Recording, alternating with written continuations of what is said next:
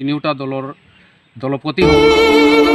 সকলক মই অনুৰোধ জনাইছোঁ আপোনালোকে আশাৰ আজি কেন্দ্ৰীয় সভাপতি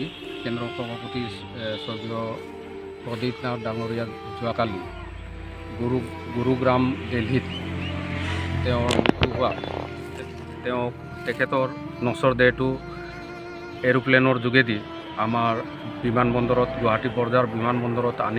আনাৰ পাছত আমাৰ যিমান অসমৰ তথা তেওঁৰ জন্ম যিহেতুকে ওদালগুৰি জিলাত আছিলে আমাৰ ওদালগুৰি জিলাৰ সকলো বাগিচা গাঁৱৰ সকলো যিমান আদিবাসী ৰাইজ আছিলে তেওঁলোকে স্বতঃস্ফূৰ্তভাৱে ওলাই আহি তেওঁক শেষ শ্ৰদ্ধাঞ্জলি দিবৰ কাৰণে ৰাস্তাই পদূলিয়ে সকলো ছাইটৰ পৰা তেওঁৰ ফুলমালাই দি তেওঁৰ নচৰ দেহক সুন্দৰভাৱে তেওঁলোকে লক্ষ লক্ষ আদিবাসী ৰাইজ ওলাই আহি তেওঁক বৰঝাৰৰ পৰা বিমানবন্দৰৰ পৰা তেখেতৰ নচৰ দেহক শেষ শ্ৰদ্ধাঞ্জলি দিবৰ কাৰণে সকলোৱে আগবাঢ়ি আহি শেষ শ্ৰদ্ধাঞ্জলি দিলে তাৰ বাবে মই আদিবাসী ৰাইজক ধন্যবাদ জনাইছোঁ আৰু তেখেতৰ বিদেশী আত্মা স্বৰ্গত শান্তি পাওক মই তাৰে কামনা কৰিছোঁ আৰু ভৱিষ্যতলৈ আমাৰ প্ৰদীপ নাথ ডাঙৰীয়াৰ দৰে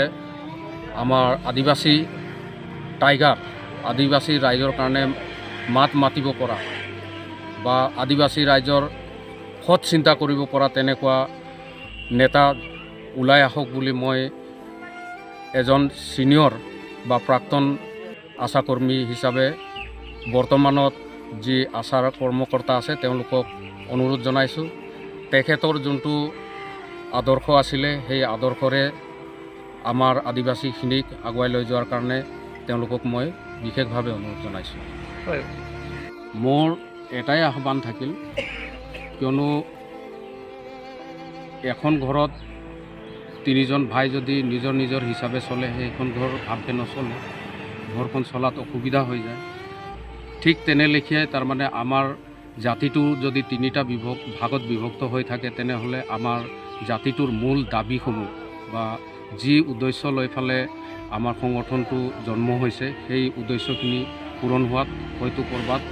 অসুবিধা আহিব পাৰে সেয়েহে মই তিনিওটা দল যোনটো বিভক্ত হৈছে তেওঁলোকক